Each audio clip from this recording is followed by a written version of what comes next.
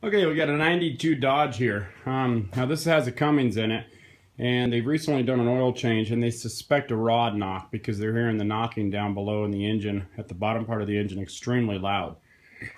However, when I heard it running, I also heard it, and with the hood up, I would have suspected this as well.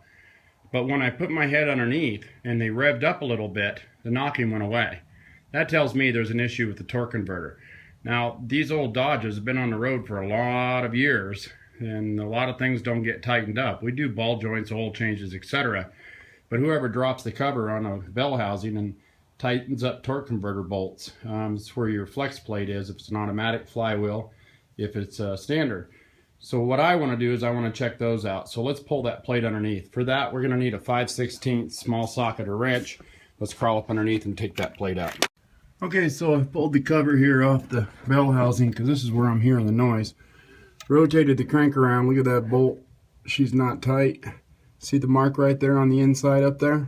That's where it's been rubbing. Let me crank this down, check the next one. Alright, so I've rotated it around, I've tightened them all down. I actually found two that were not tight. And in case you need to know, that 5/16, they're just three little bolts right here. I'm right underneath the transmission itself on the bell housing. I'm pretty sure you guys are familiar with that.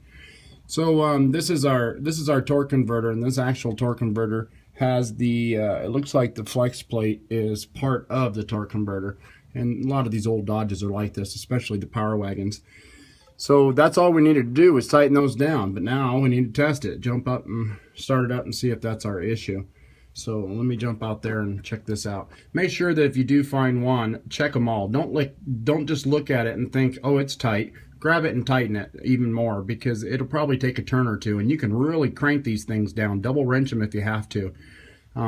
If one is loose, the odds are there's more loose, because now all that pressure on one side plus the vibration on that one bolt, I think you understand that. Let's give this thing a try. That's it. That was the problem.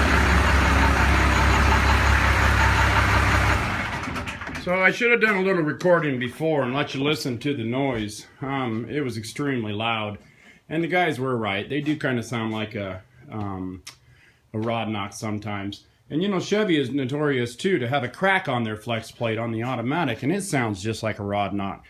So I hope this video helps you out. I hope you didn't drop your pan, start changing your rod bearings, and find this was the problem. So always check that. That's what that cover is for. It's an inspection cover. So take a moment, pull it off, and check it. And sometimes if you have an older vehicle like this, it doesn't hurt if it's in for an oil change or something to go ahead and tighten those down. Doesn't take that long. It sure helps. And in this particular case, only one was tight.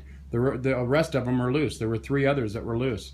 So I hope this video helps you out, like I said. And thanks again. Please click like. Please subscribe. Click on my name underneath this video for all my other how-to videos. And I sure do appreciate your guys' comments. Enjoy.